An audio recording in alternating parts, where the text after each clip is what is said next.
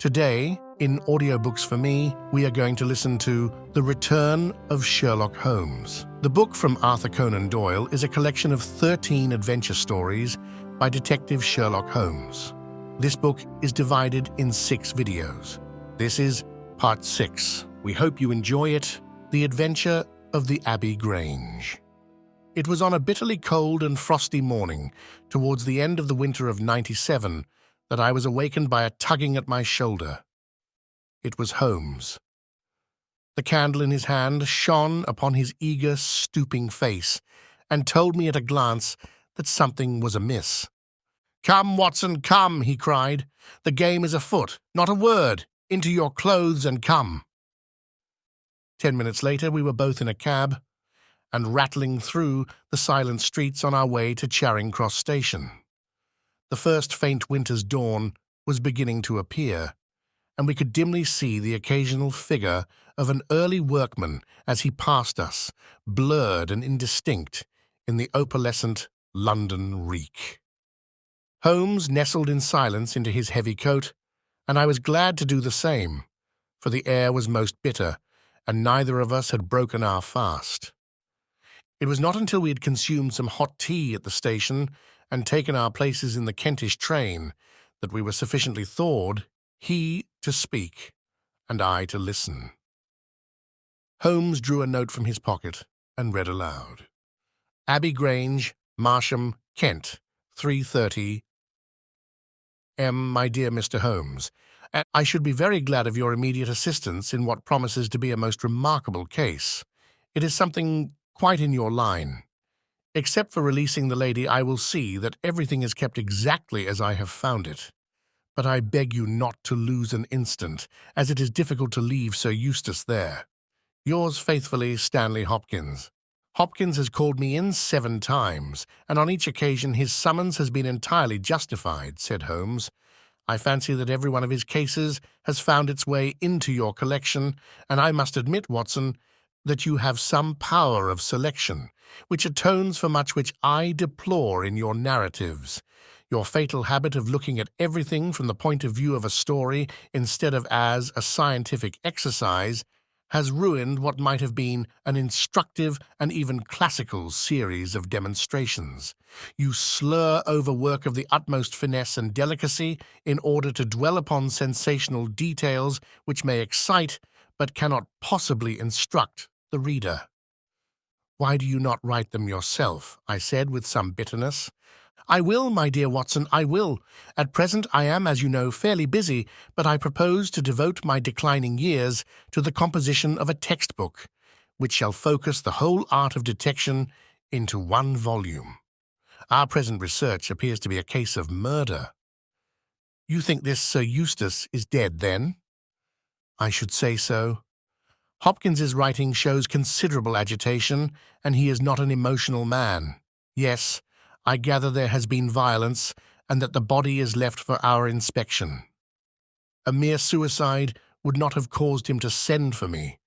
As to the release of the lady, it would appear that she has been locked in her room during the tragedy. We are moving in high life, Watson. Crackling paper, E.B. monogram, coat of arms, picturesque address. I think that friend Hopkins will live up to his reputation, and that we shall have an interesting morning. The crime was committed before 12 last night." "How can you possibly tell?" "By an inspection of the trains and by reckoning the time. The local police had to be called in, they had to communicate with Scotland Yard, Hopkins had to go out, and he in turn had to send for me. All that makes a fair night's work. Well, here we are at Chislehurst Station, and we shall soon set our doubts at rest." A drive of a couple of miles through narrow country lanes brought us to a park gate, which was opened for us by an old lodge-keeper whose haggard face bore the reflection of some great disaster. The avenue ran through a noble park, between lines of ancient elms, and ended in a low, widespread house, pillared in front after the fashion of Palladio. The central part was evidently of a great age and shrouded in ivy, but the large windows showed that modern changes had been carried out, and one wing of the house appeared to be entirely new. The youthful figure and alert, eager face of Inspector Stanley Hopkins confronted us in the open doorway. "I'm very glad you have come, Mr. Holmes, and you too, Dr. Watson. But indeed, if I had my time over again, I should not have troubled you, for since the lady has come to herself, she has given so clear an account of the affair that there is not much left for us to do. You remember that Lewisham gang of burglars?" "What, the three Randalls?" "Exactly, the father and two sons. It's their work, I have not a doubt of it. They did a job at Sydenham a fortnight ago and were seen and described. Rather cool to do another so soon and so near, but it is they beyond all doubt. It's a hanging matter this time." "Sir Eustace is dead, then?" "Yes, his head was knocked in with his own poker. Sir Eustace Brackenstall, the driver tells me." "Exactly. One of the richest men in Kent. Lady Brackenstall is in the morning room. Poor lady, she has had a most dreadful experience. She seemed half dead when I saw her first. I think you had best see her and hear her account of the facts. Then we will examine the dining room together." Lady Brackenstall was no ordinary person. Seldom have I seen so graceful a figure, so womanly a presence, and so beautiful a face. She was a blonde, golden-haired, blue-eyed, and would no doubt have had the perfect complexion which goes with such colouring had not her recent experience left her drawn and haggard. Her sufferings were physical as well as mental, for over one eye rose a hideous plum-coloured swelling, which her maid, a tall, austere woman, was bathing assiduously with vinegar and water. The lady lay back exhausted upon a couch, but her quick, observant gaze as we entered the room and the alert expression of her beautiful features showed that neither her wits nor her courage had been shaken by her terrible experience. She was enveloped in a loose dressing-gown of blue and silver, but a black, sequin-covered dinner dress lay upon the couch beside her. "I have told you all that happened, Mr. Hopkins," she said wearily. "Could you not repeat it for me? Well, if you think it necessary, I will tell these gentlemen what occurred. Have they been in the dining-room yet? I thought they had better hear your ladyship's story first." "I shall be glad when you can arrange matters. It is horrible to me to think of him still lying there." She shuddered and buried her face in her hands. As she did so, the loose gown fell back from her forearms. Holmes uttered an exclamation. "You have other injuries, madam. What is this?" Two vivid red spots stood out on one of the white, round limbs. She hastily covered it. "It is nothing. It has no connection with this hideous business tonight. If you and your friend will sit down, I will tell you all I can. I am the wife of Sir Eustace Brackenstall. I have been married about a year. I suppose that it is no use my attempting to conceal that our marriage has not been a happy one. I fear that all our neighbours would tell you that, even if I were to attempt to deny it. Perhaps the fault may be partly mine. I was brought up in the freer, less conventional atmosphere of South Australia, and this English life, with its proprieties and its primness, is not congenial to me. But the main reason lies in the one fact, which is notorious to everyone, and that is that Sir Eustace was a confirmed drunkard. To be with such a man for an hour is unpleasant. Can you imagine what it means for a sensitive and high-spirited woman to be tied to him for day and night? It is a sacrilege, a crime, a villainy to hold that such a marriage is binding. I say that these monstrous laws of yours will bring a curse upon the land. God will not let such wickedness endure." For an instant she sat up, her cheeks flushed, and her eyes blazing from under the terrible mark upon her brow. Then the strong, soothing hand of the austere maid drew her head down onto the cushion, and the wild anger died away into passionate sobbing. At last she continued, "I will tell you about last night. You are aware, perhaps, that in this house all the servants sleep in the modern wing. This central block is made up of the dwelling rooms, with the kitchen behind and our bedroom above. My maid, Teresa, sleeps above my room. There is no one else, and no sound could alarm those who are in the farther wing. This must have been well known to the robbers, or they would not have acted as they did. Sir Eustace retired about 10:30. The servants had already gone to their quarters. Only my maid was up, and she had remained in her room at the top of the house until I needed her services. I sat until after 11 in this room, absorbed in a book. Then I walked round to see that all was right before I went upstairs. It was my custom to do this myself, for, as I have explained, Sir Eustace was not always to be trusted. I went into the kitchen, the butler's pantry, the gun room, the billiard room, the drawing room, and finally the dining room. As I approached the window, which is covered with thick curtains, I suddenly felt the wind blow upon my face and realized that it was open.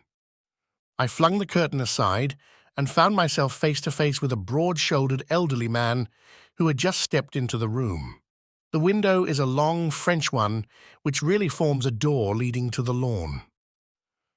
I held my bedroom candle lit in my hand, and by its light, behind the first man I saw two others who were in the act of entering. I stepped back, but the fellow was on me in an instant. He caught me first by the wrist and then by the throat. I opened my mouth to scream, but he struck me a savage blow with his fist over the eye and felled me to the ground. I must have been unconscious for a few minutes, for when I came to myself, I found that they had torn down the bell rope and had secured me tightly to the oaken chair which stands at the head of the dining table. I was so firmly bound that I could not move, and a handkerchief round my mouth prevented me from uttering a sound. It was at this instant that my unfortunate husband entered the room. He had evidently heard some suspicious sounds, and he came prepared for such a scene as he found. He was dressed in nightshirt and trousers, with his favourite blackthorn cudgel in his hand.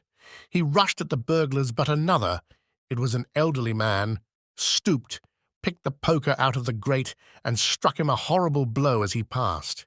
He fell with a groan and never moved again. I fainted once more, but again it could only have been for a very few minutes, during which I was insensible. When I opened my eyes, I found that they had collected the silver from the sideboard, and they had drawn a bottle of wine which stood there. Each of them had a glass in his hand. I have already told you, have I not, that one was elderly, with a beard, and the others young, hairless lads. They might have been a father with his two sons. They talked together in whispers. Then they came over and made sure that I was securely bound. Finally, they withdrew, closing the window after them.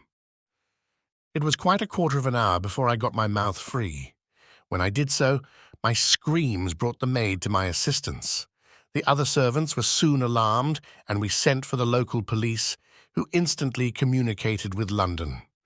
That is really all that I can tell you, gentlemen, and I trust that it will not be necessary for me to go over so painful a story again. "Any questions, Mr. Holmes?" asked Hopkins. "I will not impose any further tax upon Lady Brackenstall's patience and time," said Holmes. "Before I go into the dining room, I should like to hear your experience." He looked at the maid. "I saw the men before ever they came into the house," said she. "As I sat by my bedroom window, I saw 3 men in the moonlight down by the lodge gate yonder, but I thought nothing of it at the time. It was more than an hour after that I heard my mistress scream, and down I ran to find her, poor lamb, just as she says, and him on the floor with his blood and brains over the room. It was enough to drive a woman out of her wits, tied there, and her very dress spotted with him. But she never wanted courage. Did Miss Mary Fraser of Adelaide and Lady Brackenstall of Abbey Grange hasn't learned new ways? You've questioned her long enough, you gentlemen, and now she is coming to her own room, just with her old Teresa, to get the rest that she badly needs." With a motherly tenderness, the gaunt woman put her arm round her mistress and led her from the room. "She has been with her all her life," said Hopkins. "Nursed her as a baby, and came with her to England when they first left Australia, 18 months ago. Teresa Wright is her name, and the kind of maid you don't pick up nowadays. This way, Mr. Holmes, if you please." The keen interest had passed out of Holmes's expressive face, and I knew that with the mystery all the charm of the case had departed. There still remained an arrest to be effected. But what were these commonplace rogues that he should soil his hands with them? An abstruse and learned specialist who finds that he has been called in for a case of measles would experience something of the annoyance which I read in my friend's eyes. Yet the scene in the dining room of the Abbey Grange was sufficiently strange to arrest his attention and to recall his waning interest. It was a very large and high chamber, with carved oak ceiling, oaken panelling, and a fine array of deer's heads and ancient weapons around the walls. At the further end from the door was the high French window of which we had heard. 3 smaller windows on the right-hand side filled the apartment with cold winter sunshine. On the left was a large, deep fireplace with a massive, overhanging oak mantelpiece. Beside the fireplace was a heavy oaken chair with arms and crossbars at the bottom. In and out through the open woodwork was woven a crimson cord which was secured at each side to the crosspiece below.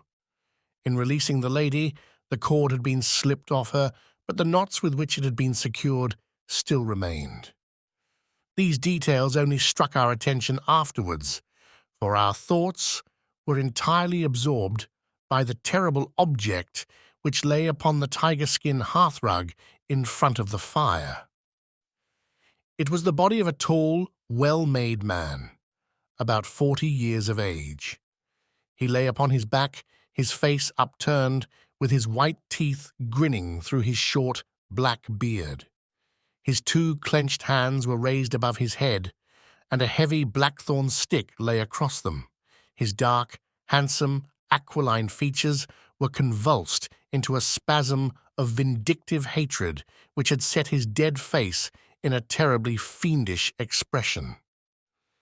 He had evidently been in his bed when the alarm had broken out, for he wore a foppish embroidered nightshirt, and his bare feet projected from his trousers.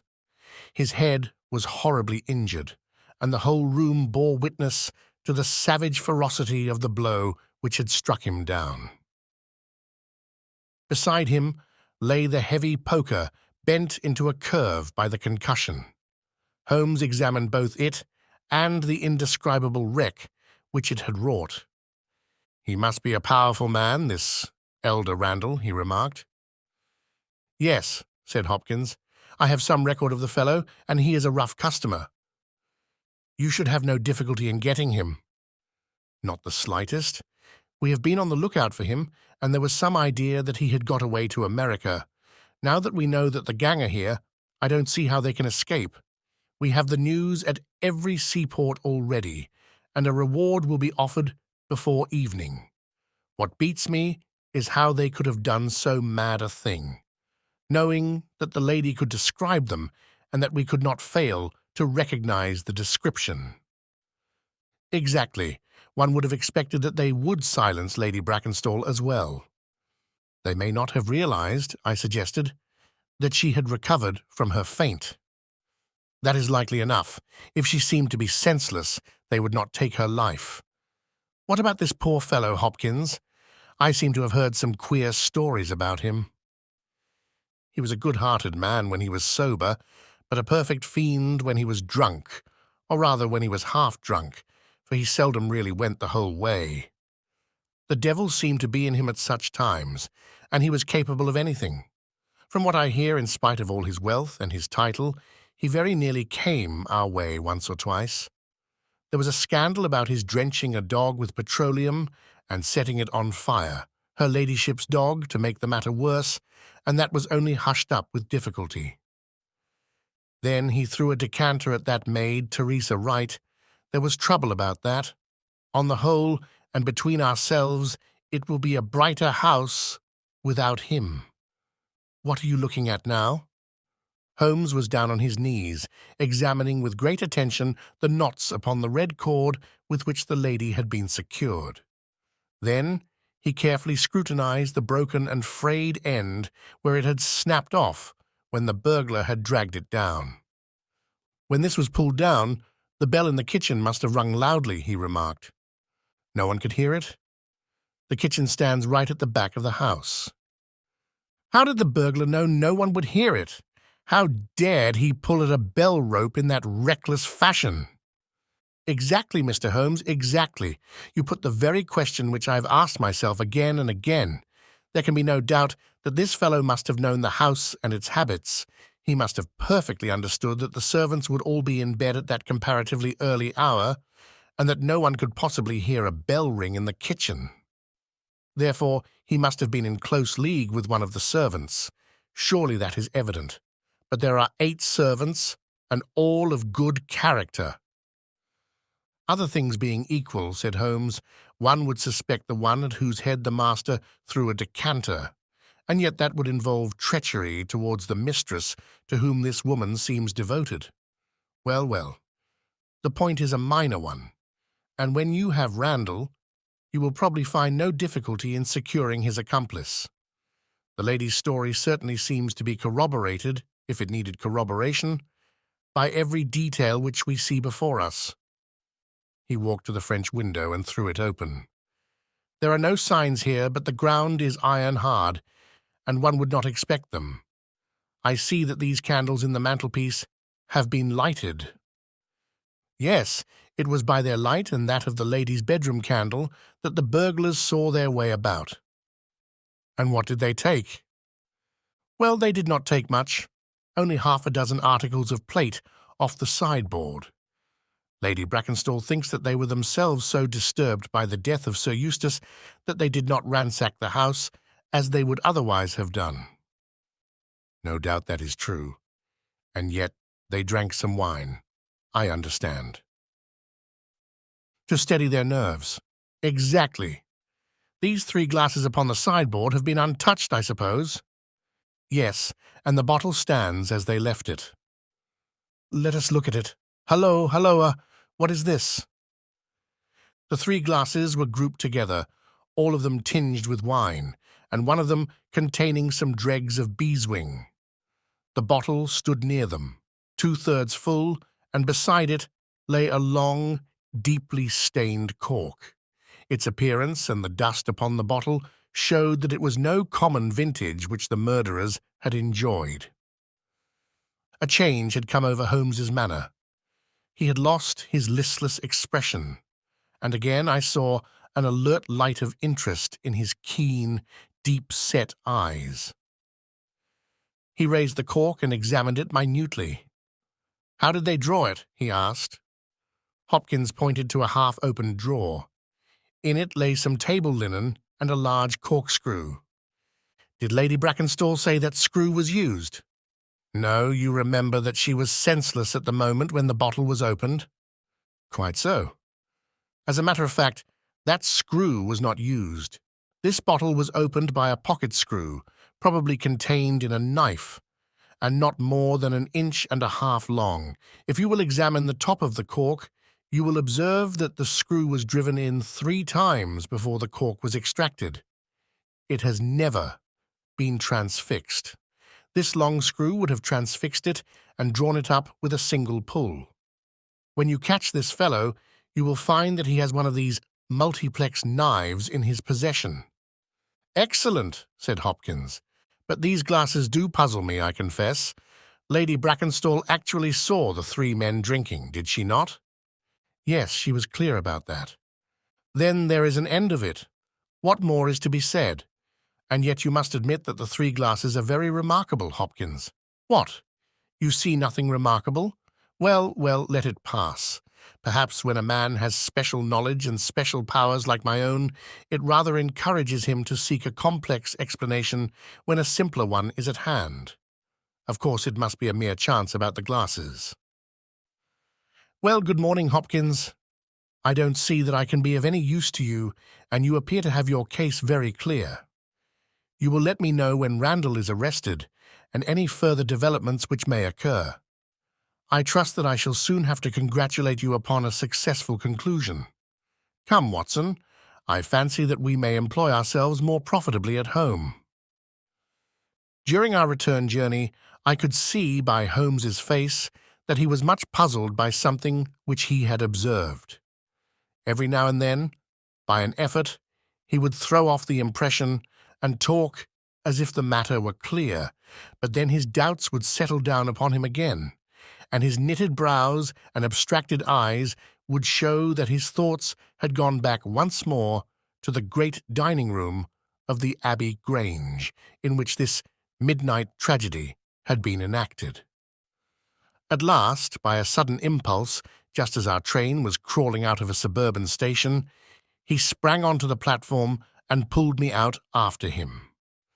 "Excuse me, my dear fellow," said he, as we watched the rear carriages of our train disappearing round a curve.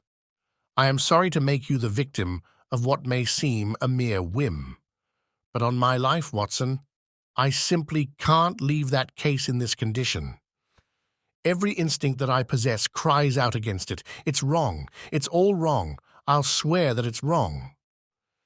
And yet the lady's story was complete. The maid's corroboration was sufficient. The detail was fairly exact.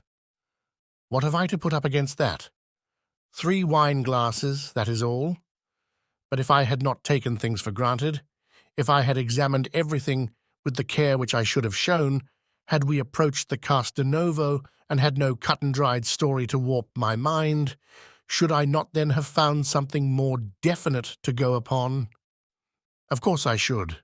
Sit down on this bench, Watson, until a train for Chislehurst arrives, and allow me to lay the evidence before you, imploring you, in the first instance, to dismiss from your mind the idea that anything which the maid or her mistress may have said must necessarily be true. The lady's charming personality must not be permitted to warp our judgment. Surely there are details in her story which, if we looked at in cold blood, would excite our suspicion. These burglars made a considerable haul at Sydenham a fortnight ago. Some account of them and of their appearance was in the papers, and would naturally occur to anyone who wished to invent a story in which imaginary robbers should play a part. As a matter of fact, burglars who have done a good stroke of business are, as a rule, only too glad to enjoy the proceeds in peace and quiet without embarking on another perilous undertaking. Again, it is unusual for burglars to operate at so early an hour. It is unusual for burglars to strike a lady to prevent her screaming, since one would imagine that was the sure way to make her scream. It is unusual for them to commit murder when their numbers are sufficient to overpower one man. It is unusual for them to be content with a limited plunder when there was much more within their reach. And finally, I should say that it was very unusual for such men to leave a bottle half empty. How do all these unusuals strike you, Watson? Their cumulative effect is certainly considerable, and yet each of them is quite possible in itself. The most unusual thing of all, as it seems to me, is that the lady should be tied to the chair. Well, I am not so clear about that, Watson, for it is evident that they must either kill her or else secure her in such a way that she could not give immediate notice of their escape. But at any rate I have shown, have I not, that there is a certain element of improbability about the lady's story. And now, on the top of this, comes the incident of the wine glasses. What about the wine glasses? Can you see them in your mind's eye? I see them clearly. We are told that 3 men drank from them. Does that strike you as likely? Why not? There was wine in each glass. Exactly. But there was beeswing only in 1 glass. You must have noticed that fact. What does that suggest to your mind? The last glass filled would be most likely to contain beeswing. Not at all. The bottle was full of it, and it is inconceivable that the first 2 glasses were clear, and the third heavily charged with it. There are 2 possible explanations, and only 2. One is that after the second glass was filled, the bottle was violently agitated, and so the third glass received the beeswing. That does not appear probable. No, I am sure that I am right. What then do you suppose? That only 2 glasses were used, and that the dregs of both were poured into a third glass, so as to give the false impression that 3 people had been here. In that way all the beeswing would be in the last glass, would it not? Yes, I am convinced that this is so, but if I have hit upon the true explanation of this one small phenomenon, then in an instant the case rises from the commonplace to the exceedingly remarkable, for it can only mean that Lady Brackenstall and her maid have deliberately lied to us, that not one word of their story is to be believed, that they have some very strong reason for covering the real criminal, and that we must construct our case for ourselves without any help from them. That is the mission which now lies before us, and here, Watson, is the Sydenham train. The household at the Abbey Grange were much surprised at our return, but Sherlock Holmes, finding that Stanley Hopkins had gone off to report to headquarters, took possession of the dining room, locked the door upon the inside, and devoted himself for 2 hours to one of those minute and laborious investigations which form the solid basis on which his brilliant edifices of deduction were reared. Seated in a corner, like an interested student who observes the demonstration of his professor, I followed every step of that remarkable research. The window, the curtains, the carpet, the chair, the rope, each in turn was minutely examined and duly pondered. The body of the unfortunate baronet had been removed, and all else remained as we had seen it in the morning. Finally, to my astonishment, Holmes climbed up onto the massive mantelpiece. Far above his head hung the few inches of red cord which were still attached to the wire. For a long time he gazed upward at it, and then, in an attempt to get nearer to it, he rested his knee upon a wooden bracket on the wall. This brought his hand within a few inches of the broken end of the rope, but it was not this so much as the bracket itself which seemed to engage his attention. Finally, he sprang down with an ejaculation of satisfaction. "It's all right, Watson," said he. "We have got our case, one of the most remarkable in our collection. But, dear me, how slow-witted I have been, and how nearly I have committed the blunder of my lifetime. Now, I think that with a few missing links, my chain is almost complete. You have got your men?" "Man, Watson, man, only one, but a very formidable person. Strong as a lion. Witness the blow that bent that poker. 6'3" in height, active as a squirrel, dexterous with his fingers, finally, remarkably quick-witted. For this whole ingenious story is of his concoction. Yes, Watson, we have come upon the handiwork of a very remarkable individual, and yet, in that bell rope, he has given us a clue which should not have left us a doubt." "Where was the clue?" "Well, if you were to pull down a bell rope, Watson, where would you expect it to break? Surely at the spot where it is attached to the wire. Why should it break 3 inches from the top, as this one has done? Because it is frayed there? Exactly. This end, which we can examine, is frayed. He was cunning enough to do that with his knife, but the other end is not frayed. You could not observe that from here, but if you were on the mantelpiece you would see that it is cut clean off without any mark of fraying whatever. You can reconstruct what occurred. The man needed the rope. He would not tear it down for fear of giving the alarm by ringing the bell. What did he do? He sprang up on the mantelpiece, could not quite reach it, put his knee on the bracket, you will see the impression in the dust, and so got his knife to bear upon the cord. I could not reach the place by at least 3 inches, from which I infer that he is at least 3 inches a bigger man than I. Look at that mark upon the seat of the oaken chair. What is it? Blood. Undoubtedly it is blood. This alone puts the lady's story out of court. If she was seated on the chair when the crime was done, how comes that mark? No, she was placed in the chair after the death of her husband. I'll wager that the black dress shows a corresponding mark to this. We have not yet met our Waterloo, Watson, but this is our Marengo, for it begins in defeat and ends in victory. I should like now to have a few words with the nurse Teresa. We must be wary for a while if we are to get the information which we want." She was an interesting person, this stern Australian nurse, taciturn, suspicious, ungracious. It took some time before Holmes's pleasant manner and frank acceptance of all that she said thawed her into a corresponding amiability. She did not attempt to conceal her hatred for her late employer. "Yes, sir, it is true that he threw the decanter at me. I heard him call my mistress a name, and I told him that he would not dare to speak so if her brother had been there. Then it was that he threw it at me. He might have thrown a dozen if he had, but left my bonny bird alone. He was forever ill-treating her, and she too proud to complain.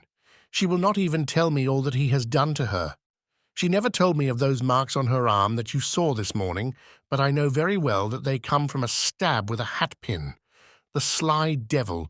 God forgive me that I should speak of him so, now that he is dead. But a devil he was, if ever one walked the earth. He was all honey when first we met him, only 18 months ago, and we both feel as if it were 18 years. She had only just arrived in London. Yes, it was her first voyage. She had never been from home before. He won her with his title and his money and his false London ways. If she made a mistake, she has paid for it, if ever a woman did. What month did we meet him? Well, I tell you it was just after we arrived. We arrived in June, and it was July. They were married in January of last year. Yes, she is down in the morning room again, and I have no doubt she will see you, but you must not ask too much of her, for she has gone through all that flesh and blood will stand. Lady Brackenstall was reclining on the same couch, but looked brighter than before. The maid had entered with us, and began once more to ferment the bruise upon her mistress's brow. "I hope," said the lady, "that you have not come to cross-examine me again?" "No," Holmes answered in his gentlest voice. "I will not cause you any unnecessary trouble, Lady Brackenstall, and my whole desire is to make things easy for you, for I am convinced that you are a much-tried woman. If you will treat me as a friend and trust me, you may find that I will justify your trust." "What do you want me to do?" "To tell me the truth." "Mr. Holmes." "No, no, Lady Brackenstall, it is no use. You may have heard of any little reputation which I possess. I will stake it all on the fact that your story is an absolute fabrication." Mistress and maid were both staring at Holmes with pale faces and frightened eyes. "You are an impudent fellow," cried Teresa. "Do you mean to say that my mistress has told a lie?" Holmes rose from his chair. "Have you nothing to tell me?" "I have told you everything. Think once more, Lady Brackenstall. Would it not be better to be frank?" For an instant, there was hesitation in her beautiful face. Then some new, strong thought caused it to set like a mask. "I've told you all I know." Holmes took his hat and shrugged his shoulders. "I am sorry," he said, and without another word, we left the room and the house. There was a pond in the park, and to this my friend led the way. It was frozen over, but a single hole was left for the convenience of a solitary swan. Holmes gazed at it, and then passed on to the lodge gate. There he scribbled a short note for Stanley Hopkins and left it with the lodge keeper. "It may be a hit or it may be a miss, but we are bound to do something for friend Hopkins just to justify this second visit," said he. "I will not quite take him into my confidence yet. I think our next scene of operations must be the shipping office of the Adelaide-Southampton line, which stands at the end of Pall Mall, if I remember right. There is a second line of steamers which connect South Australia with England, but we will draw the larger cover first." Holmes's card sent in to the manager ensured instant attention, and he was not long in acquiring all the information he needed. In June of '95, only one of their line had reached a home port. It was the Rock of Gibraltar, their largest and best boat. A reference to the passenger list showed that Miss Fraser of Adelaide, with her maid, had made the voyage in her. The boat was now somewhere south of the Suez Canal, on her way to Australia. Her officers were the same as in '95, with one exception. The first officer, Mr. Jack Crocker, had been made a captain and was to take charge of their new ship, the Base Rock, sailing in 2 days' time from Southampton. He lived at Sydenham, but he was likely to be in that morning for instructions if we cared to wait for him. No, Mr. Holmes had no desire to see him, but would be glad to know more about his record and character. His record was magnificent. There was not an officer in the fleet to touch him. As to his character, he was reliable on duty, but a wild, desperate fellow off the deck of his ship, hot-headed, excitable, but loyal, honest, and kind-hearted. That was the pith of the information with which Holmes left the office of the Adelaide-Southampton Company. Thence he drove to Scotland Yard, but, instead of entering, he sat in his cab with his brows drawn down, lost in profound thought.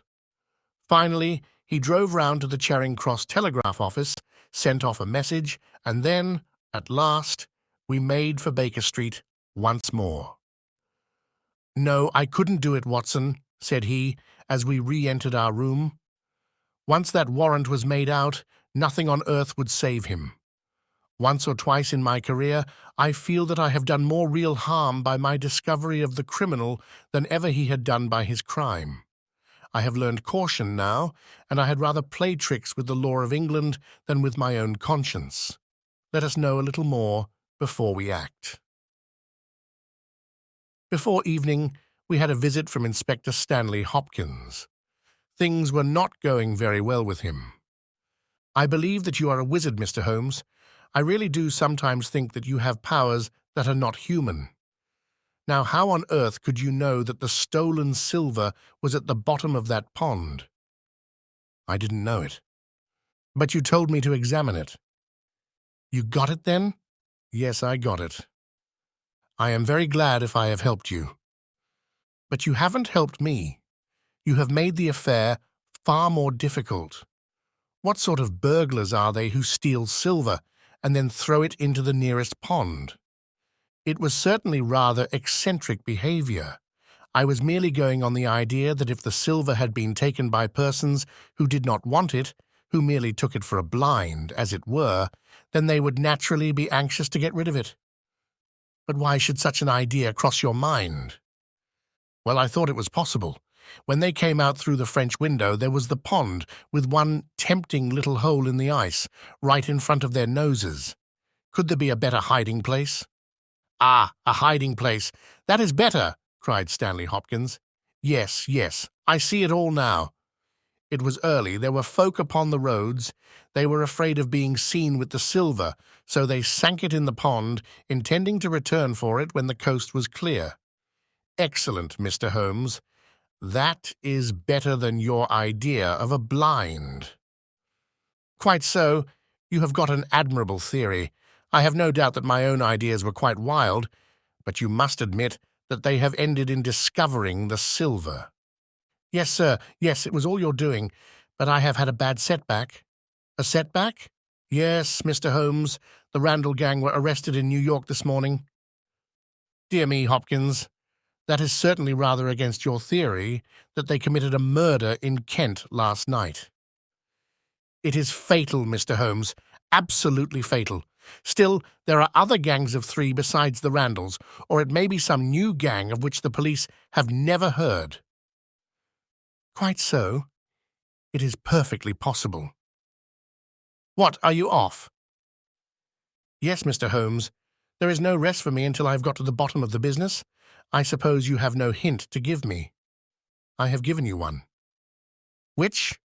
"Well, I suggested a blind." "But why, Mr. Holmes, why?" "Ah, that's the question, of course, but I commend the idea to your mind. You might possibly find that there was something in it. You won't stop for dinner? Well, goodbye, and let us know how you get on." Dinner was over, and the table cleared before Holmes alluded to the matter again. He had lit his pipe, and held his slippered feet to the cheerful blaze of the fire. Suddenly, he looked at his watch. "I expect developments, Watson." "When?" "Now, within a few minutes. I dare say you thought I acted rather badly to Stanley Hopkins just now." "I trust your judgment." "A very sensible reply, Watson. You must look at it this way. What I know is unofficial. What he knows is official. I have the right to private judgment, but he has none. He must disclose all, or he is a traitor to his service. In a doubtful case, I would not put him in so painful a position, and so I reserve my information until my own mind is clear upon the matter." "But when will that be?" "The time has come. You will now be present at the last scene of a remarkable little drama." There was a sound upon the stairs, and our door was opened to admit as fine a specimen of manhood as ever passed through it. He was a very tall young man, golden-moustached, blue-eyed, with a skin which had been burned by tropical suns and a springy step, which showed that the huge frame was as active as it was strong. He closed the door behind him, and then he stood with clenched hands and heaving breast, choking down some overmastering emotion. "Sit down, Captain Crocker. You got my telegram?" Our visitor sank into an armchair and looked from one to the other of us with questioning eyes. "I got your telegram, and I came at the hour you said. I heard that you had been down to the office. There was no getting away from you. Let's hear the worst. What are you going to do with me? Arrest me? Speak out, man. You can't sit there and play with me like a cat with a mouse." "Give him a cigar," said Holmes. "Bite on that, Captain Crocker, and don't let your nerves run away with you. I should not sit here smoking with you if I thought that you were a common criminal, you may be sure of that. Be frank with me and we may do some good. Play tricks with me and I'll crush you." "What do you wish me to do?" "To give me a true account of all that happened at the Abbey Grange last night. A true account, mind you, with nothing added and nothing taken off. I know so much already that if you go 1 inch off the straight, I'll blow this police whistle from my window and the affair goes out of my hands forever." The sailor thought for a little. Then he struck his leg with his great, sunburned hand. "I'll chance it," he cried. "I believe you are a man of your word, and a white man, and I'll tell you the whole story. But one thing I will say first. So far as I am concerned, I regret nothing, and I fear nothing. And I would do it all again and be proud of the job. Damn the beast. If he had as many lives as a cat, he would owe them all to me. But it's the lady Mary Fraser, for never will I call her by that accursed name.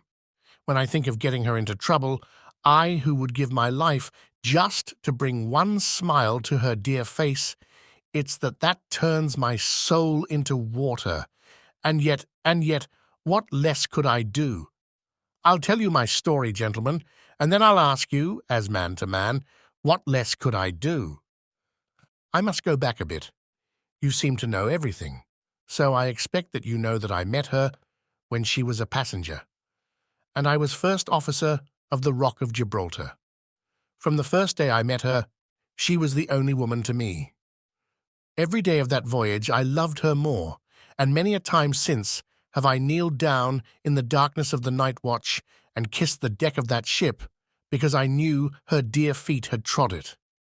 She was never engaged to me. She treated me as fairly as ever a woman treated a man. I have no complaint to make.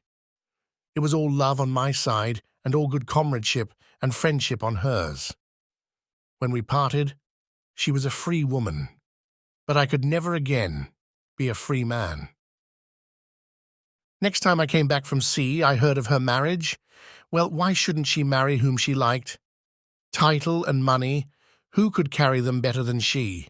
She was born for all that is beautiful and dainty. I didn't grieve over her marriage. I was not such a selfish hound as that. I just rejoiced that good luck had come her way, and that she had not thrown herself away on a penniless sailor. That's how I loved Mary Fraser. Well, I never thought to see her again, but last voyage I was promoted, and the new boat was not yet launched, so I had to wait for a couple of months with my people at Sydenham. One day, out in a country lane, I met Teresa Wright, her old maid. She told me all about her, about him, about everything. I tell you, gentlemen, it nearly drove me mad. This drunken hound, that he should dare to raise his hand to her, whose boots he was not worthy to lick. I met Teresa again.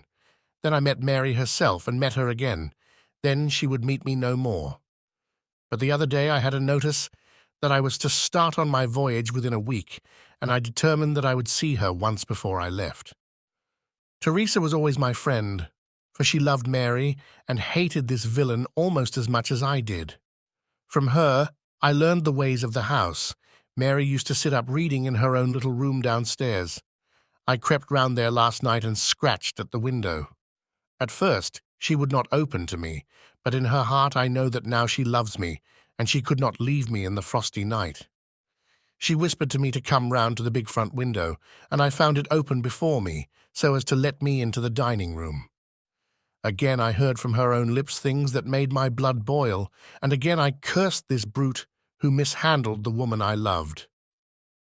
Well, gentlemen, I was standing with her just inside the window, in all innocence, as God is my judge, when he rushed like a madman into the room, called her the vilest name that a man could use to a woman, and welted her across the face with the stick he had in his hand. I had sprung for the poker, and it was a fair fight between us. See here, on my arm, where his first blow fell. Then it was my turn, and I went through him as if he had been a rotten pumpkin. Do you think I was sorry? Not I. It was his life or mine. But far more than that, it was his life or hers. For how could I leave her in the power of this madman? That was how I killed him. Was I wrong? Well then, what would either of you gentlemen have done if you had been in my position? She had screamed when he struck her, and that brought old Teresa down from the room above. There was a bottle of wine on the sideboard, and I opened it and poured a little between Mary's lips, for she was half dead with shock. Then I took a drop myself. Teresa was as cool as ice, and it was her plot as much as mine. We must make it appear that burglars had done the thing. Teresa kept on repeating our story to her mistress, while I swarmed up and cut the rope of the bell. Then I lashed her in her chair and frayed out the end of the rope to make it look natural, else they would wonder how in the world a burglar could have got up there to cut it. Then I gathered up a few plates and pots of silver to carry out the idea of the robbery, and there I left them with orders to give the alarm when I had a quarter of an hour's start. I dropped the silver into the pond and made off for Sydenham, feeling that for once in my life I had done a real good night's work. And that's the truth, and the whole truth, Mr. Holmes, if it costs me my neck. Holmes smoked for some time in silence. Then he crossed the room and shook our visitor by the hand. "That's what I think," said he. "I know that every word is true, for you have hardly said a word which I did not know. No one but an acrobat or a sailor could have got up to that bell rope from the bracket, and no one but a sailor could have made the knots with which the cord was fastened to the chair. Only once had this lady been brought into contact with sailors, and that was on her voyage, and it was someone of her own class of life, since she was trying hard to shield him, and so showing that she loved him. You see how easy it was for me to lay my hands upon you when once I had started upon the right trail. I thought the police never could have seen through our dodge. And the police haven't, nor will they, to the best of my belief. Now look here, Captain Crocker, this is a very serious matter, though I am willing to admit that you acted under the most extreme provocation to which any man could be subjected. I am not sure that in defense of your own life your action will not be pronounced legitimate. However, that is for a British jury to decide.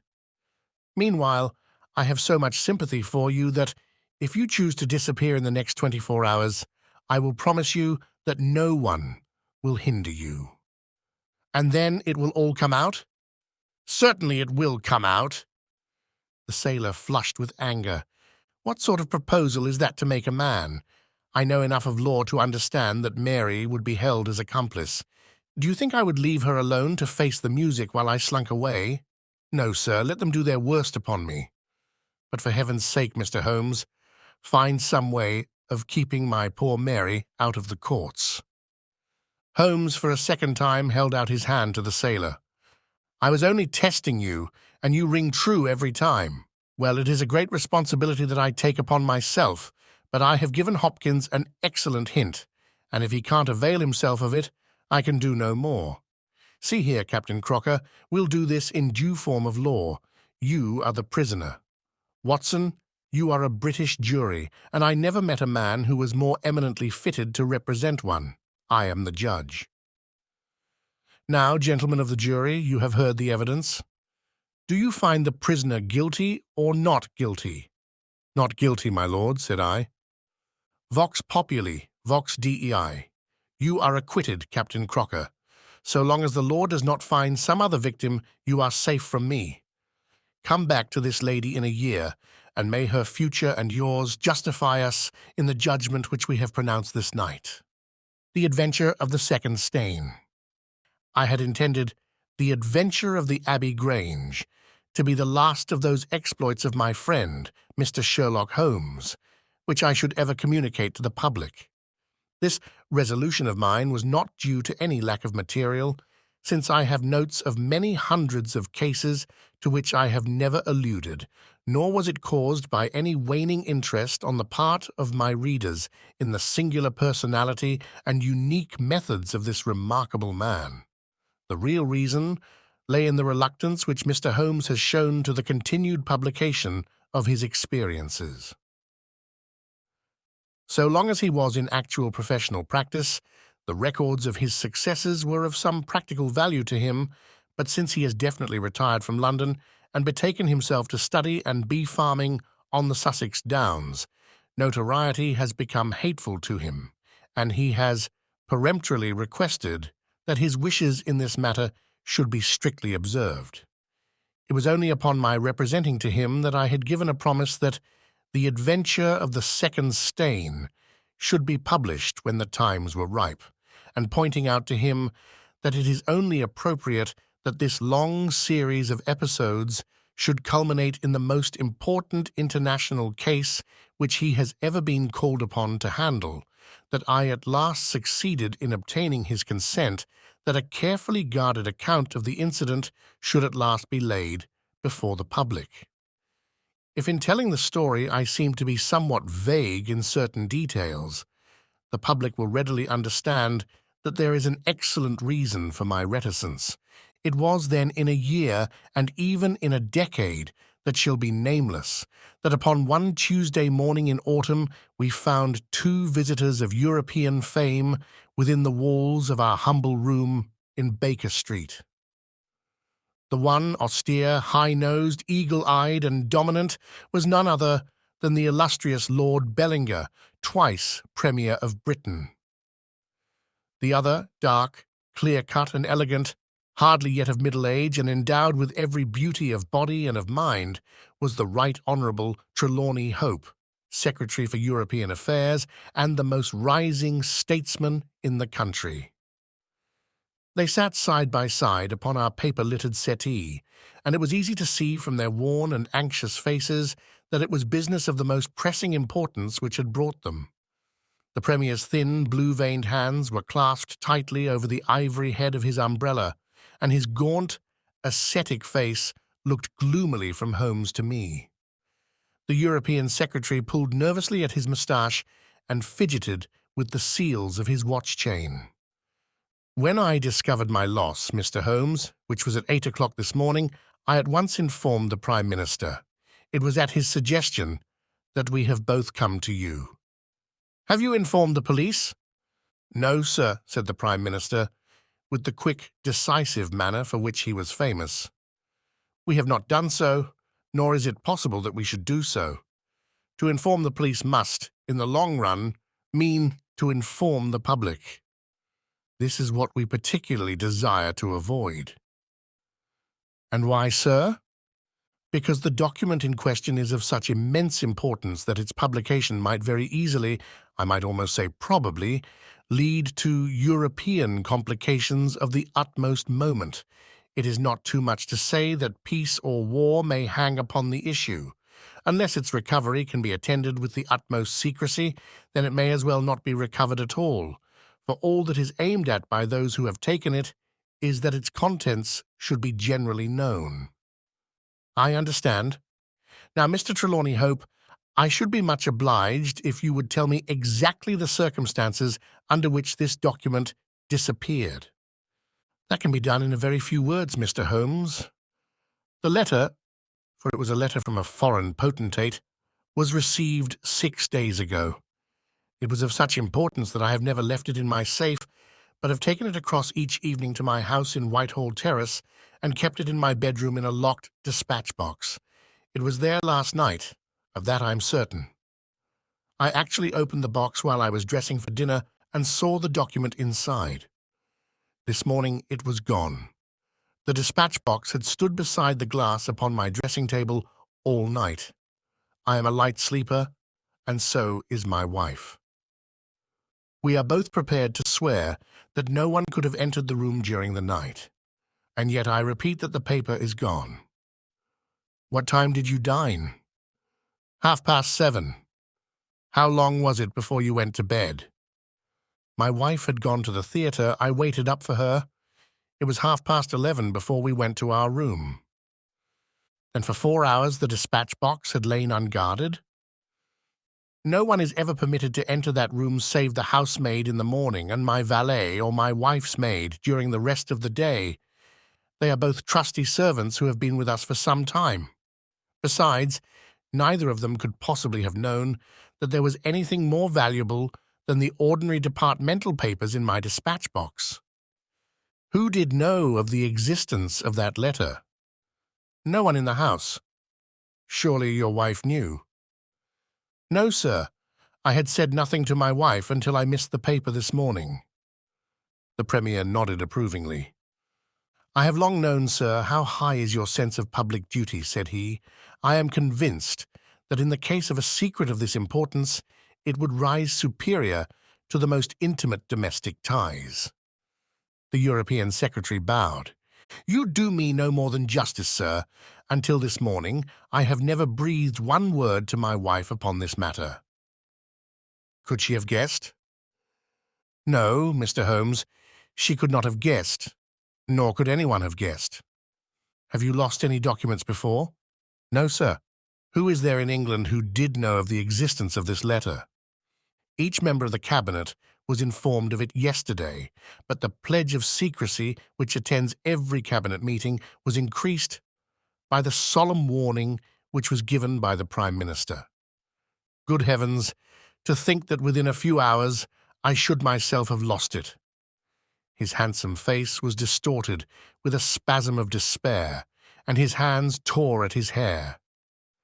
For a moment we caught a glimpse of the natural man, impulsive, ardent, keenly sensitive. The next, the aristocratic mask was replaced, and the gentle voice had returned. Besides the members of the Cabinet, there are 2 or possibly 3 departmental officials who know of the letter. No one else in England, Mr. Holmes, I assure you. But abroad? I believe that no one abroad has seen it save the man who wrote it. I am well convinced that his ministers, that the usual official channels have not been employed. Holmes considered for some little time. Now, sir, I must ask you more particularly what this document is, and why its disappearance should have such momentous consequences. The 2 statesmen exchanged a quick glance, and the Premier's shaggy eyebrows gathered in a frown. Mr. Holmes, the envelope is a long, thin one of pale blue colour. There is a seal of red wax, stamped with a crouching lion. It is addressed in large, bold handwriting to— I fear, sir, said Holmes, that interesting and indeed essential as these details are, my inquiries must go more to the root of things. What was the letter? That is a state secret of the utmost importance, and I fear that I cannot tell you, nor do I see that it is necessary. If by the aid of the powers which you are said to possess, you can find such an envelope as I describe with its enclosure, you will have deserved well of your country, and earned any reward which it lies in our power to bestow. Sherlock Holmes rose with a smile. "You are two of the most busy men in the country," said he, "and in my own small way I have also a good many calls upon me. I regret exceedingly that I cannot help you in this matter, and any continuation of this interview would be a waste of time." The Premier sprang to his feet with that quick, fierce gleam of his deep-set eyes, before which a cabinet has cowered. "I am not accustomed, sir," he began, but mastered his anger and resumed his seat.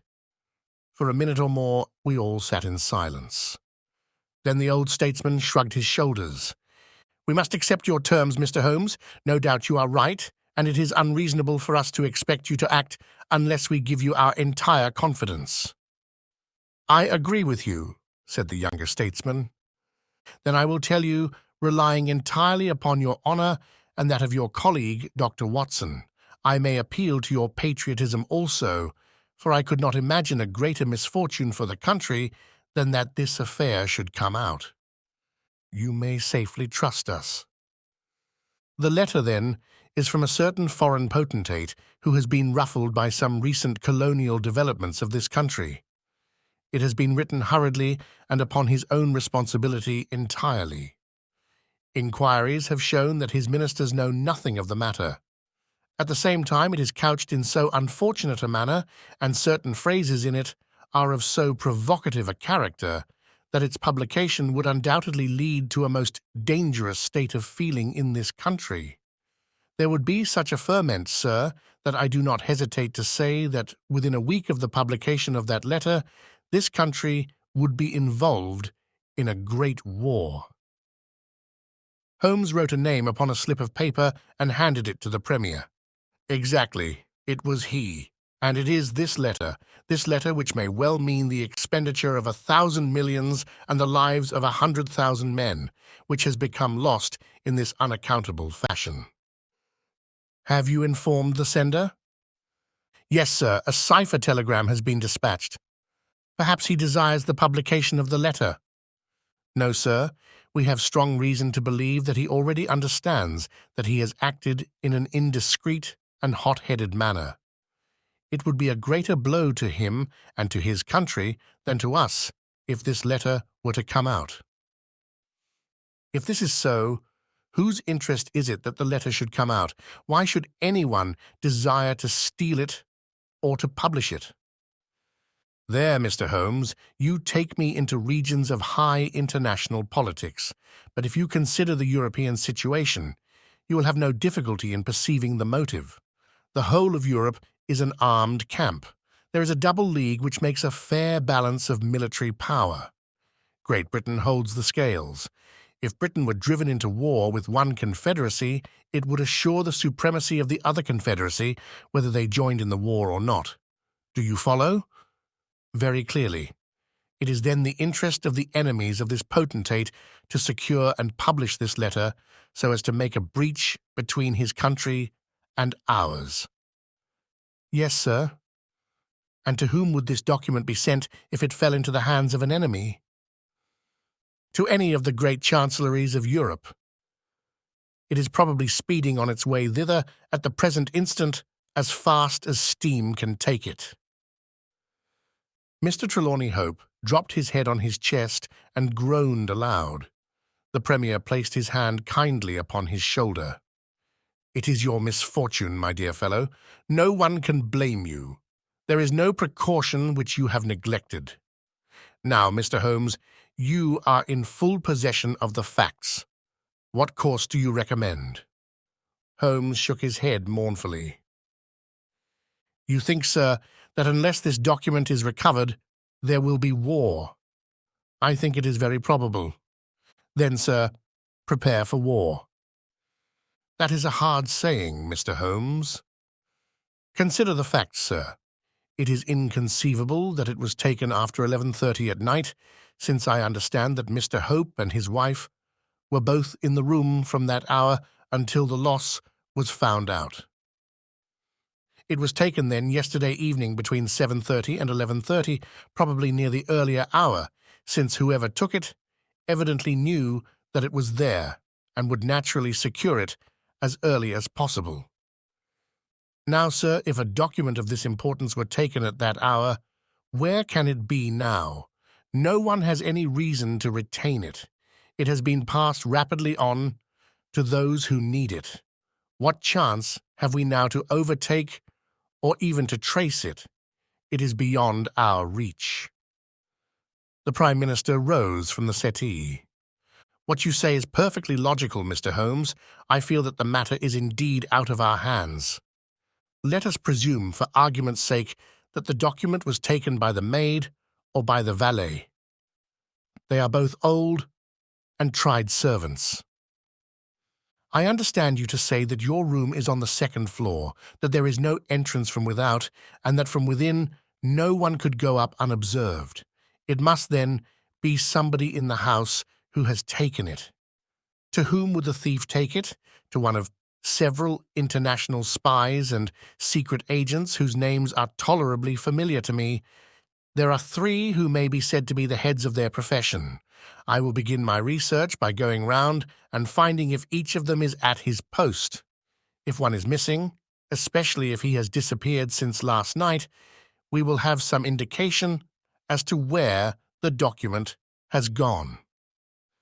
Why should he be missing? Asked the European secretary. He would take the letter to an embassy in London, as likely as not. I fancy not. These agents work independently, and their relations with the embassies are often strained. The Prime Minister nodded his acquiescence. I believe you are right, Mr. Holmes. He would take so valuable a prize to headquarters with his own hands. I think that your course of action is an excellent one. Meanwhile, Hope, we cannot neglect all our other duties on account of this one misfortune. Should there be any fresh developments during the day, we shall communicate with you, and you will no doubt let us know the results of your own inquiries. The two statesmen bowed and walked gravely from the room. When our illustrious visitors had departed, Holmes lit his pipe in silence and sat for some time lost in the deepest thought. I had opened the morning paper and was immersed in a sensational crime which had occurred in London the night before, when my friend gave an exclamation, sprang to his feet, and laid his pipe down upon the mantelpiece. Yes, said he, there is no better way of approaching it. The situation is desperate, but not hopeless. Even now, if we could be sure which of them has taken it, it is just possible that it has not yet passed out of his hands. After all, it is a question of money with these fellows, and I have the British Treasury behind me. If it's on the market, I'll buy it, if it means another penny on the income tax. It is conceivable that the fellow might hold it back to see what bids come from this side before he tries his luck on the other. There are only those three capable of playing so bold a game. There are Oberstein, La Rothière, and Eduardo Lucas. I will see each of them. I glanced at my morning paper. Is that Eduardo Lucas of Godolphin Street? Yes. You will not see him. Why not? He was murdered in his house last night.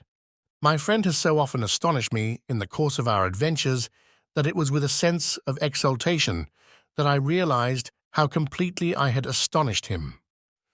He stared in amazement and then snatched the paper from my hands. This was the paragraph which I had been engaged in reading when he rose from his chair. Murder in Westminster. A crime of mysterious character was committed last night at 16 Godolphin Street, one of the old-fashioned and secluded rows of 18th-century houses which lie between the river and the Abbey, almost in the shadow of the great tower of the Houses of Parliament. This small but select mansion has been inhabited for some years by Mr. Eduardo Lucas, well known in society circles both on account of his charming personality and because he has the well-deserved reputation of being one of the best amateur tenors in the country. Mr. Lucas is an unmarried man, 34 years of age, and his establishment consists of Mrs. Pringle, an elderly housekeeper, and of Mitten, his valet. The former retires early and sleeps at the top of the house. The valet was out for the evening, visiting a friend at Hammersmith. From 10 o'clock onward, Mr. Lucas had the house to himself. What occurred during that time has not yet transpired, but at 11:45 Police Constable Barrett, passing along Godolphin Street, observed that the door of number 16 was ajar. He knocked but received no answer. Perceiving a light in the front room, he advanced into the passage and again knocked, but without reply. He then pushed open the door and entered. The room was in a state of wild disorder, the furniture being all swept to one side and one chair lying on its back in the center. Beside this chair, and still grasping one of its legs, lay the unfortunate tenant of the house. He had been stabbed to the heart and must have died instantly. The knife with which the crime had been committed was a curved Indian dagger, plucked down from a trophy of Oriental arms which adorned one of the walls. Robbery does not appear to have been the motive of the crime, for there had been no attempt to remove the valuable contents of the room.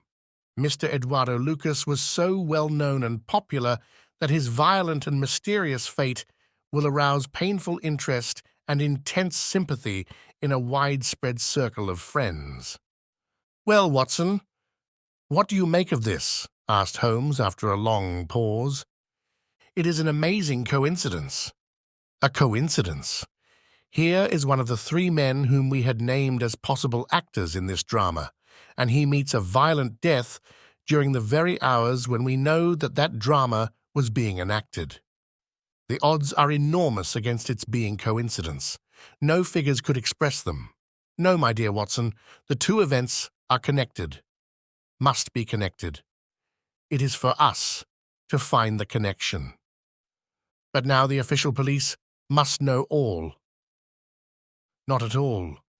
They know all they see at Godolphin Street.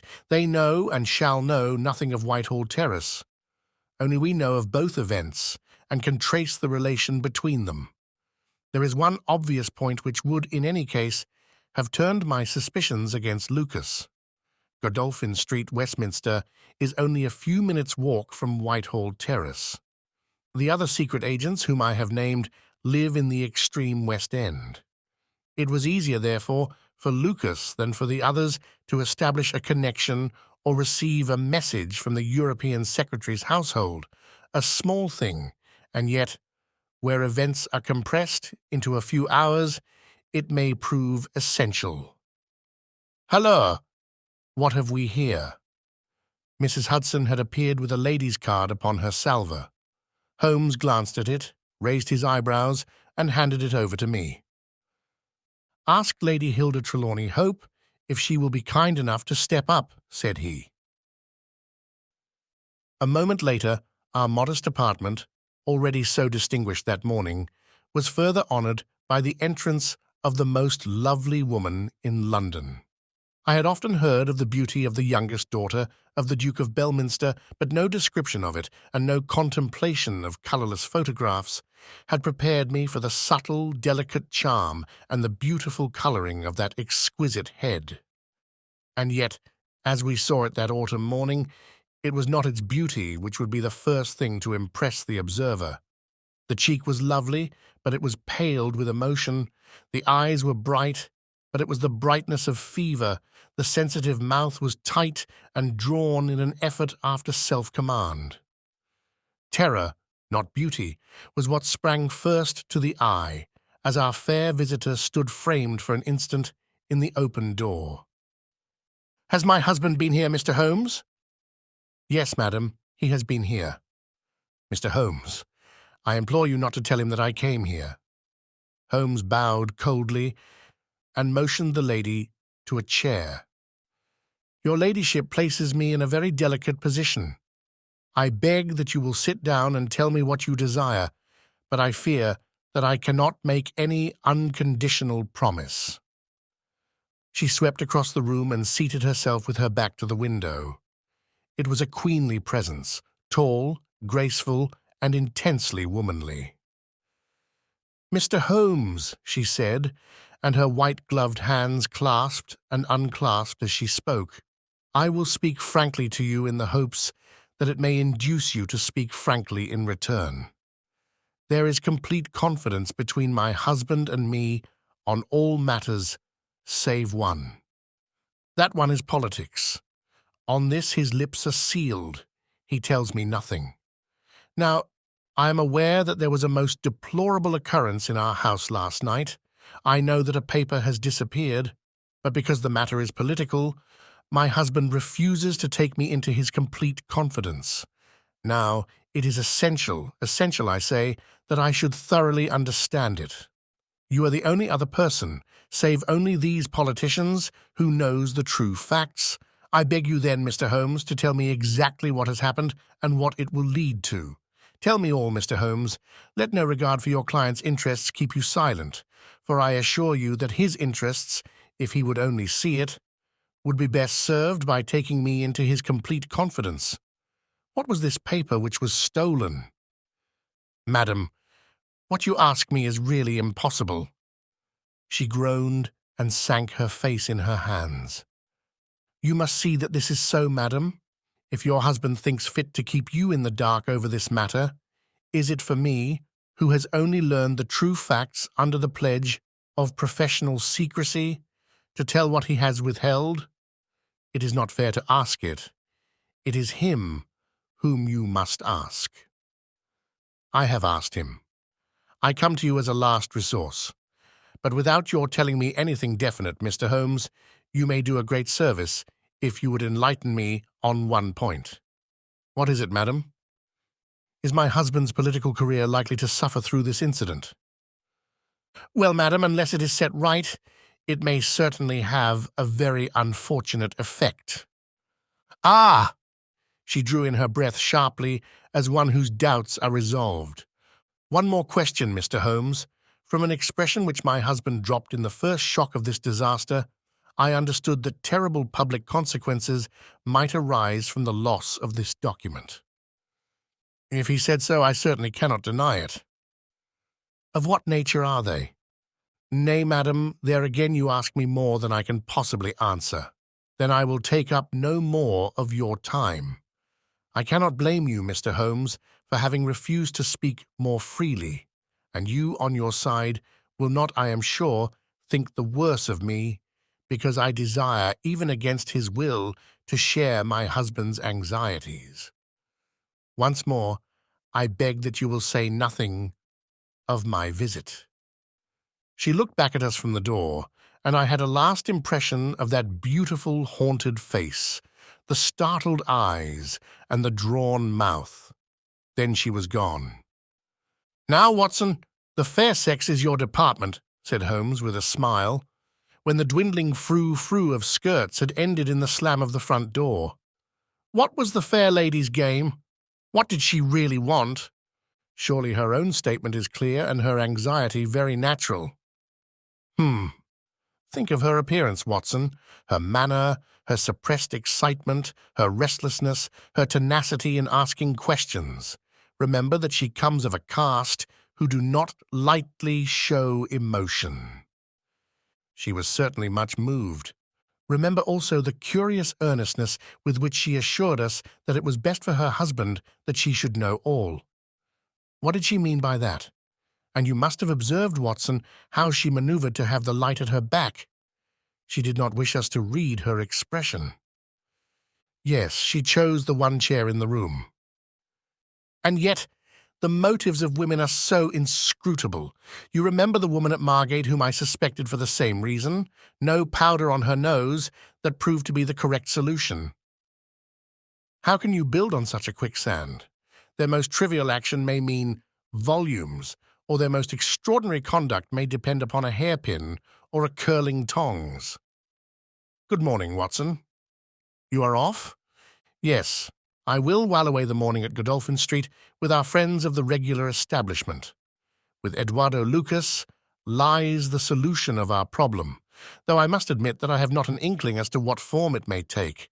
It is a capital mistake to theorize in advance of the facts. Do you stay on guard, my good Watson, and receive any fresh visitors. I'll join you at lunch, if I am able." All that day and the next Holmes was in a mood which his friends would call taciturn and others morose.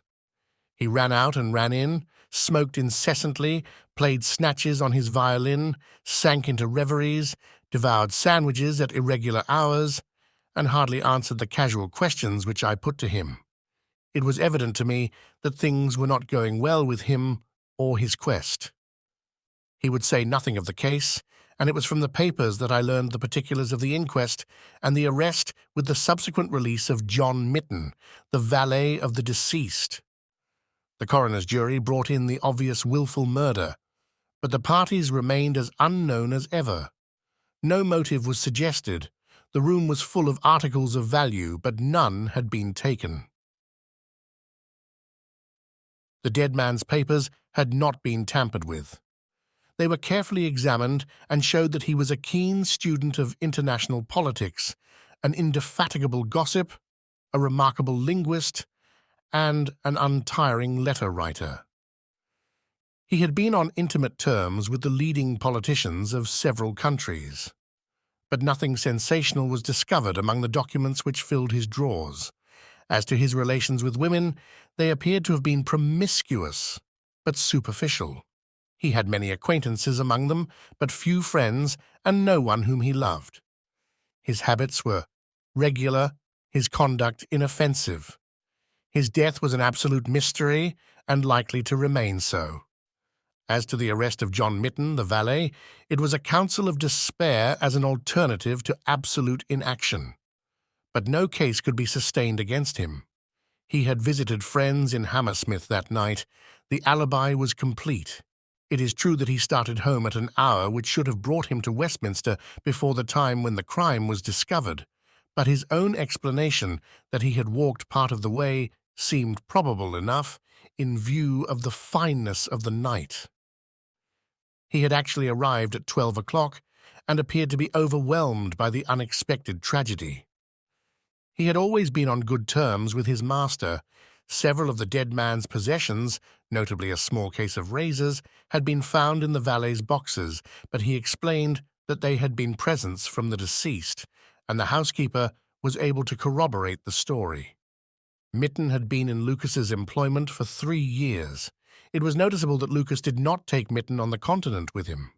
Sometimes he visited Paris for 3 months on end, but Mitten was left in charge of the Godolphin Street house. As to the housekeeper, she had heard nothing on the night of the crime. If her master had a visitor, he had himself admitted him. So for 3 mornings, the mystery remained, so far as I could follow it in the papers. If Holmes knew more, he kept his own counsel, but as he told me that Inspector Lestrade had taken him into his confidence in the case, I knew that he was in close touch with every development.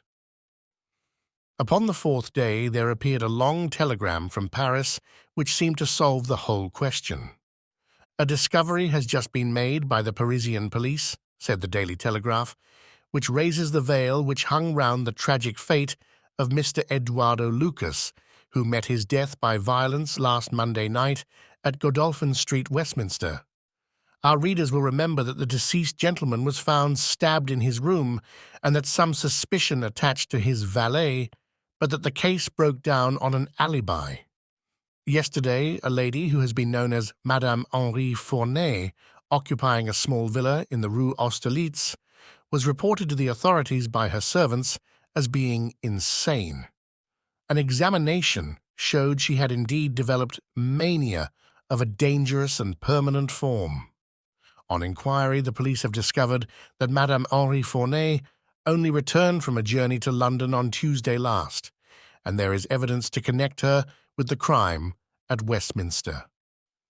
A comparison of photographs has proved conclusively that Monsieur Henri Fournay and Eduardo Lucas were really one and the same person, and that the deceased had for some reason lived a double life in London and Paris. Madame Fournay, who is of Creole origin, is of an extremely excitable nature and has suffered in the past from attacks of jealousy which have amounted to frenzy. It is conjectured that it was in one of these that she committed the terrible crime which has caused such a sensation in London. Her movements upon the Monday night have not yet been traced, but it is undoubted that a woman answering to her description attracted much attention at Charing Cross Station on Tuesday morning by the wildness of her appearance and the violence of her gestures.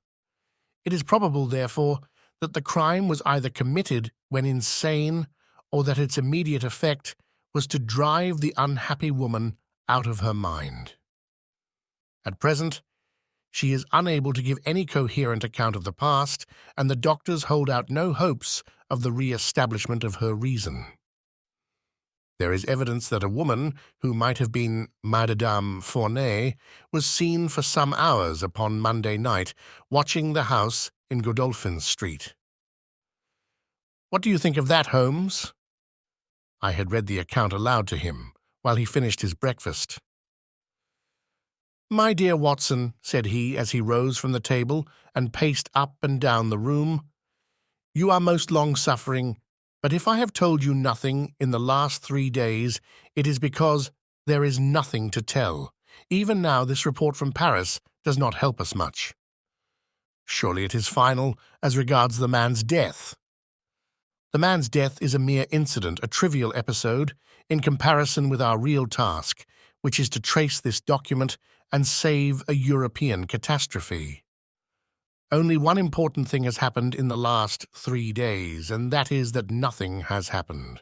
I get reports almost hourly from the government, and it is certain that nowhere in Europe is there any sign of trouble. Now, if this letter were loose— no, it can't be loose. But if it isn't loose, where can it be? Who has it? Why is it held back? That's the question that beats in my brain like a hammer. Was it indeed a coincidence that Lucas should meet his death on the night when the letter disappeared? Did the letter ever reach him? If so, why is it not among his papers? Did this mad wife of his carry it off with her? If so, is it in her house in Paris? How could I search for it without the French police having their suspicions aroused? It is a case, my dear Watson, where the law is as dangerous to us as the criminals are. Every man's hand is against us, and yet the interests at stake are colossal. Should I bring it to a successful conclusion, it will certainly represent the crowning glory of my career. Ah, here is my latest from the front." He glanced hurriedly at the note which had been handed in. "Hello, Lestrade seems to have observed something of interest. Put on your hat, Watson, and we will stroll down together to Westminster." It was my first visit to the scene of the crime, a high, dingy, narrow-chested house, prim, formal, and solid, like the century which gave it birth. Lestrade's bulldog features gazed out at us from the front window, and he greeted us warmly when a big constable had opened the door and let us in. The room into which we were shown was that in which the crime had been committed, but no trace of it now remained save an ugly, irregular stain upon the carpet. This carpet was a small square drugget in the centre of the room, surrounded by a broad expanse of beautiful, old-fashioned wood flooring in square blocks, highly polished. Over the fireplace was a magnificent trophy of weapons, one of which had been used on that tragic night. In the window was a sumptuous writing desk, and every detail of the apartment, the pictures, the rugs, and the hangings, all pointed to a taste which was luxurious to the verge of effeminacy. "Seen the Paris news?" asked Lestrade. Holmes nodded. "Our French friends seem to have touched the spot this time. No doubt it's just as they say." She knocked at the door. Surprise visit, I guess, for he kept his life in watertight compartments. He let her in. Couldn't keep her in the street. She told him how she had traced him, reproached him. One thing led to another, And then with that dagger so handy, the end soon came. It wasn't all done in an instant, though, for these chairs were all swept over yonder, and he had one in his hand as if he had tried to hold her off with it. We've got it all clear, as if we had seen it. Holmes raised his eyebrows. And yet you have sent for me. Ah, yes, that's another matter. A mere trifle, but the sort of thing you take an interest in. Queer, you know, and what you might call freakish. It has nothing to do with the main fact. Can't have on the face of it. What is it, then? Well, you know, after a crime of this sort, we are very careful to keep things in their position. Nothing has been moved. Officer in charge here day and night. This morning, as the man was buried and the investigation over, so far as this room is concerned, we thought we could tidy up a bit. This carpet. You see, it is not fastened down, only just laid there. We had occasion to raise it. We found— Yes, you found— Holmes's face grew tense with anxiety. Well, I'm sure you would never guess in 100 years what we did find. You see that stain on the carpet? Well, a great deal must have soaked through, must it not? Undoubtedly it must. Well, you will be surprised to hear that there is no stain on the white woodwork to correspond. No stain, but there must— Yes, so you would say. But the fact remains that there isn't. He took the corner of the carpet in his hand, and turning it over, he showed that it was indeed as he said. But the underside is as stained as the upper. It must have left a mark. Lestrade chuckled with delight at having puzzled the famous expert. Now, I'll show you the explanation. There is a second stain, but it does not correspond with the other. See for yourself. As he spoke, he turned over another portion of the carpet, and there, sure enough, was a great crimson spill upon the square white facing of the old-fashioned floor. What do you make of that, Mr. Holmes? Why, it is simple enough. The two stains did correspond, but the carpet has been turned round. As it was square and unfastened, it was easily done.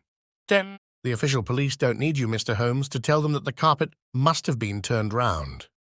That's clear enough, for the stains lie above each other, if you lay it over this way.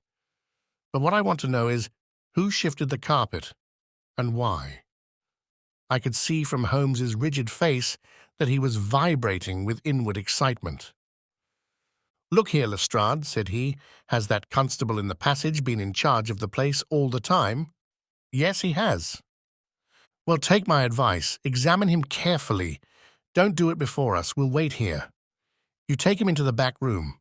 You'll be more likely to get a confession out of him alone. Ask him how he dared to admit people and leave them alone in this room. Don't ask him if he has done it. Take it for granted. Tell him you know someone has been here. Press him.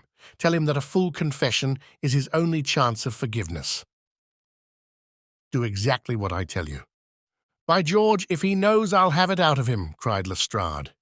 He darted into the hall, and a few moments later his bullying voice sounded from the back room.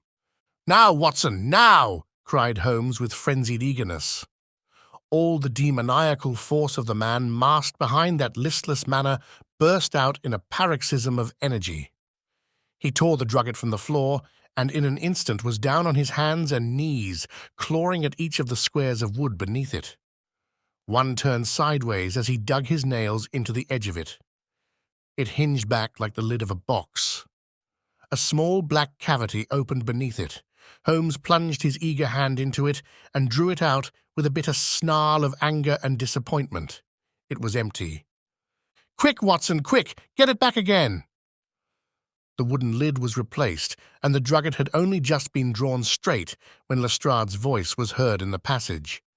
He found Holmes leaning languidly against the mantelpiece, resigned and patient, endeavouring to conceal his irrepressible yawns. "Sorry to keep you waiting, Mr. Holmes. I can see that you are bored to death with the whole affair. Well, he has confessed. All right. Come in here, Macpherson. Let these gentlemen hear of your most inexcusable conduct." The big constable, very hot and penitent, sidled into the room. I meant no harm, sir, I'm sure. The young woman came to the door last evening. Mistook the house, she did. And then we got talking. It's lonesome when you're on duty here all day. Well, what happened then? She wanted to see where the crime was done, had read about it in the papers, she said. She was a very respectable, well-spoken young woman, sir, and I saw no harm in letting her have a peep. When she saw that mark on the carpet, down, she dropped on the floor and lay as if she were dead. I ran to the back and got some water, but I could not bring her to. Then I went round the corner to the ivy plant for some brandy, and by the time I had brought it back, the young woman had recovered and was off, ashamed of herself, I dare say, and dared not face me. How about moving that drugget? Well, sir, it was a bit rumpled, certainly, when I came back. You see, she fell on it, and it lies on a polished floor with nothing to keep it in place. I straightened it out afterwards. It's a lesson to you that you can't deceive me, Constable Macpherson, said Lestrade with dignity. No doubt you thought that your breach of duty could never be discovered, and yet a mere glance at that drugget was enough to convince me that someone had been admitted to the room. It's lucky for you, my man, that nothing is missing, or you would find yourself in Queer Street. I'm sorry to have called you down over such a petty business, Mr. Holmes, but I thought the point of the second stain not corresponding with the first would interest you. Certainly it was most interesting. Has this woman only been here once, Constable? Yes, sir, only once. Who was she? Don't know the name, sir. Was answering an advertisement about typewriting and came to the wrong number. Very pleasant, genteel young woman, sir. Tall? Handsome? Yes, sir, she was a well-grown young woman. I suppose you might say she was handsome. Perhaps some would say she was very handsome. Oh, officer, do let me have a peep, says she. She had pretty coaxing ways, as you might say, and I thought there was no harm in letting her just put her head through the door. How was she dressed? Quiet, sir. A long mantle down to her feet.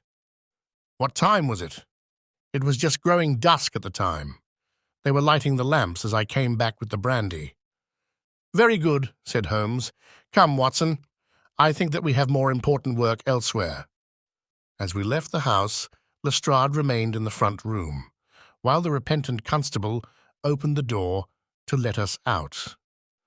Holmes turned on the step and held up something in his hand. The constable stared intently. "Good Lord, sir!" he cried, with amazement on his face. Holmes put his finger on his lips, replaced his hand in his breast pocket, and burst out laughing as we turned down the street. "Excellent," said he. "Come, friend Watson, the curtain rings up for the last act.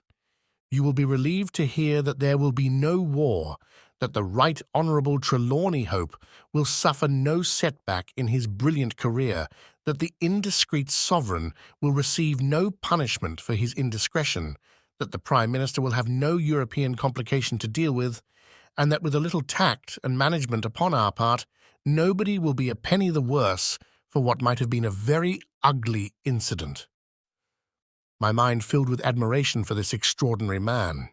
"You have solved it," I cried. "Hardly that, Watson. There are some points which are as dark as ever. But we have so much that it will be our own fault if we cannot get the rest. We will go straight to Whitehall Terrace and bring the matter to a head." When we arrived at the residence of the European Secretary, it was for Lady Hilda Trelawney Hope that Sherlock Holmes inquired. We were shown into the morning room. "Mr. Holmes," said the lady, and her face was pink with her indignation. "This is surely most unfair and ungenerous upon your part. I desired, as I have explained, to keep my visit to you a secret, lest my husband should think that I was intruding into his affairs. And yet you compromise me by coming here, and so showing that there are business relations between us. Unfortunately, madam, I had no possible alternative. I have been commissioned to recover this immensely important paper. I must therefore ask you, madam, to be kind enough to place it in my hands." The lady sprang to her feet with the colour all dashed in an instant from her beautiful face. Her eyes glazed. She tottered. I thought that she would faint. Then, with a grand effort, she rallied from the shock, and a supreme astonishment and indignation chased every other expression from her features. You insult me, Mr. Holmes." "Come, come, madam, it is useless. Give up the letter." She darted to the bell. "The butler shall show you out." "Do not ring, Lady Hilda. If you do, then all my earnest efforts to avoid a scandal will be frustrated. Give up the letter, and all will be set right. If you will work with me, I can arrange everything. If you work against me, I must expose you." She stood grandly defiant, a queenly figure, her eyes fixed upon his, as if she would read his very soul. Her hand was on the bell, but she had forborne to ring it. "You are trying to frighten me? It is not a very manly thing, Mr. Holmes, to come here and browbeat a woman. You say that you know something. What is it that you know?" "Pray sit down, madam. You will hurt yourself there if you fall." "I will not speak until you sit down. Thank you." "I give you 5 minutes, Mr. Holmes." "One is enough, Lady Hilda. I know of your visit to Eduardo Lucas, of your giving him this document, of your ingenious return to the room last night, and of the manner in which you took the letter from the hiding-place under the carpet." She stared at him with an ashen face and gulped twice before she could speak. "You are mad, Mr. Holmes! You are mad!" she cried at last. He drew a small piece of cardboard from his pocket. It was the face of a woman cut out of a portrait. "I have carried this because I thought it might be useful," said he. "The policeman has recognized it." She gave a gasp, and her head dropped back in the chair. "Come, Lady Hilda. You have the letter. The matter may still be adjusted. I have no desire to bring trouble to you. My duty ends when I have returned the lost letter to your husband. Take my advice and be frank with me. It is your only chance." Her courage was admirable. Even now she would not own defeat. "I tell you again, Mr. Holmes, that you are under some absurd illusion." Holmes rose from his chair. "I am sorry for you, Lady Hilda. I have done my best for you. I can see that it is all in vain." He rang the bell. The butler entered. "Is Mr. Trelawney Hope at home?" "He will be home, sir, at 1:45. Holmes glanced at his watch. "Still 1/4 of an hour," said he. "Very good. I shall wait." The butler had hardly closed the door behind him when Lady Hilda was down on her knees at Holmes's feet, her hands outstretched, her beautiful face upturned and wet with her tears. "Oh, spare me, Mr. Holmes, spare me," she pleaded in a frenzy of supplication. "For heaven's sake, don't tell him. I love him so. I would not bring one shadow on his life, and this I know would break his noble heart." Holmes raised the lady. "I am thankful, madam, that you have come to your senses even at this last moment. There is not an instant to lose. Where is the letter?" She darted across to a writing desk, unlocked it, and drew out a long blue envelope. "Here it is, Mr. Holmes. Would to heaven I had never seen it." "How can we return it?" Holmes muttered. "Quick, quick! We must think of some way. Where is the dispatch box?" "Still in his bedroom." "What a stroke of luck! Quick, madam, bring it here." A moment later, she had appeared with a red flat box in her hand. "How did you open it before? You have a duplicate key." "Yes, of course you have. Open it." From out of her bosom, Lady Hilda had drawn a small key. The box flew open. It was stuffed with papers. Holmes thrust the blue envelope deep down into the heart of them, between the leaves of some other document. The box was shut, locked, and returned to the bedroom. "Now we are ready for him," said Holmes. "We have still 10 minutes. I am going far to screen you, Lady Hilda. In return, you will spend the time in telling me frankly the real meaning of this extraordinary affair." "Mr. Holmes, I will tell you everything," cried the lady. Oh, Mr. Holmes, I would cut off my right hand before I gave him a moment of sorrow. There is no woman in all London who loves her husband as I do, and yet if he knew how I have acted, how I have been compelled to act, he would never forgive me. For his own honour stands so high that he could not forget or pardon a lapse in another. Help me, Mr. Holmes. My happiness, his happiness, our very lives are at stake. Quick, madam, the time grows short. It was a letter of mine, Mr. Holmes, an indiscreet letter written before my marriage, a foolish letter, a letter of an impulsive, loving girl. I meant no harm, and yet he would have thought it criminal. Had he read that letter, his confidence would have been forever destroyed. It is years since I wrote it. I had thought that the whole matter was forgotten. Then at last I heard from this man, Lucas, that it had passed into his hands, and that he would lay it before my husband. I implored his mercy. He said that he would return my letter if I would bring him a certain document which he described in my husband's dispatch box. He had some spy in the office who had told him of its existence. He assured me that no harm could come to my husband. Put yourself in my position, Mr. Holmes. What was I to do? Take your husband into your confidence. I could not, Mr. Holmes, I could not. On the one side seemed certain ruin, on the other, terrible as it seemed to take my husband's paper, still in a matter of politics I could not understand the consequences, while in a matter of love and trust they were only too clear to me. I did it, Mr. Holmes. I took an impression of his key. This man, Lucas, furnished a duplicate.